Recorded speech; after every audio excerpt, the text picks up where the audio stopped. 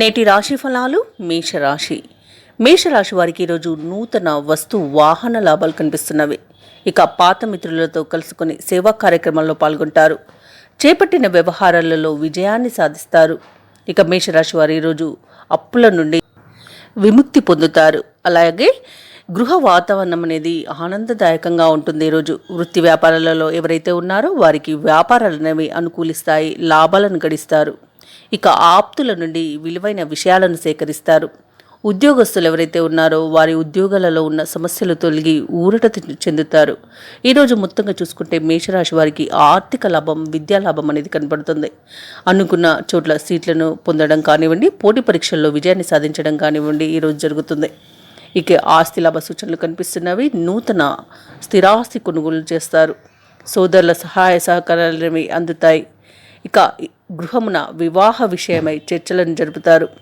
ఇక అన్ని శుభవర్తమానాలే మీకు ఈరోజు అందుతున్నాయి. మంచి యోగదాయకమైన రోజుగా చెప్పవచ్చు. ముఖ్యమైన కార్యక్రమాలన్నీ పూర్తి చేసుకోవడానికి మంచి సమయంగా చెప్పవచ్చు. ఈరోజు మేషరాశి వారికి ఆర్థిక వ్యవహారాలన్నీ కూడా సంతృప్తినిస్తాయి. కార్యక్రమాలలో అప్రయత్న కార్యసిద్ధి అనేది ఉంటుంది. పుణ్యక్షేత్రాలను సందర్శిస్తారు.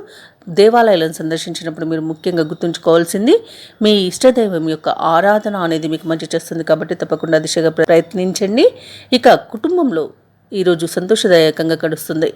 మీ నైపుణ్యం వెలుగులోకి వస్తుంది. వ్యాపార వాణిజ్యవేత్తలు ఎవరైతే ఉన్నారో వారికి మరింత ఉత్సాహంగా సాగుతుంది. ప్రభుత్వ ఉద్యోగస్తులకు విధుల్లో ఆశాజనకంగా ఉంటుంది.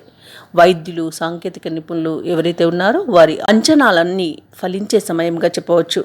విద్యార్థులకు మరింత ఉత్సాహవంతంగా ఉంటుంది. ముఖ్యంగా మేషరాశిలోని మహిళలకి కుటుంబ సభ్యుల యొక్క చేయూత అనేది లభిస్తుంది. అన్నింటా విజయాన్ని సాధిస్తారు. మరియు వారికి ఆస్తి లాభ సూచనలు కూడా కనిపిస్తున్నవి. ఇక మేషరాశి వారికి ఈరోజు అదృష్ట రంగులు గోధుమ మరియు కాఫీ, ప్రతికూలమైన రంగు గులాబీ, అదృష్ట సంఖ్య 2. ఈరోజు మేషరాశి వారు ఆంజనేయ దండకం పఠించడం వలన మంచి శుభ ఫలితాలను పొందుతారు. అలాగే పనులలో వచ్చే ఆటంకాలని తొలగించుకోగలుగుతారు. ఈ వీడియో నచ్చినట్లయితే లైక్ చేయండి, షేర్ చేయండి, అలాగే సబ్స్క్రైబ్ చేయడం అస్సలు మర్చిపోవద్దు. అంతా శుభమే జరుగుతుంది.